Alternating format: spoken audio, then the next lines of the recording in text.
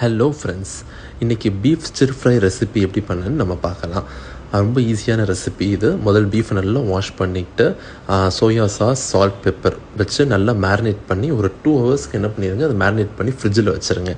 அதுக்கப்புறம் இதுக்கு தேவையான மெட்டீரியல்ஸ் என்னென்ன அப்படின்னா குடமிளகா, இஞ்சி, பூண்டு, வெங்காயம் எல்லாம் சின்ன சின்னதாக நறுக்கி வச்சுக்கோங்க. ஃபஸ்ட்டு ஒரு கடாயில் கொஞ்சம் எண்ணெய் சேர்த்துட்டு இஞ்சி பூண்டு முதல் போட்டு அதை நல்லா வதக்கிடுங்க.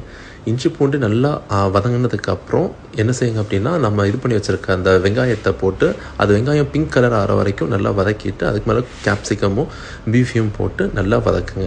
நல்லா இது மீடியம் ஃப்ளேம்லேயே வதக்கணும்.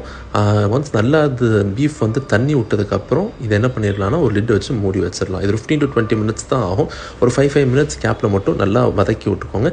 ரைஸியாக முடியும் போது நல்லா இந்தமாதிரி ட்ரை ஆனதுக்கப்புறம் எதர் செசமி சீட்ஸ் ஃப்ரை பண்ணியோ இல்லை ஸ்ப்ரிங் ஆனியன்ஸ் டாப்பிங் கொடுத்து சாப்பிட்டிங்கன்னா சூப்பராக இருக்கும். தேங்க்யூ.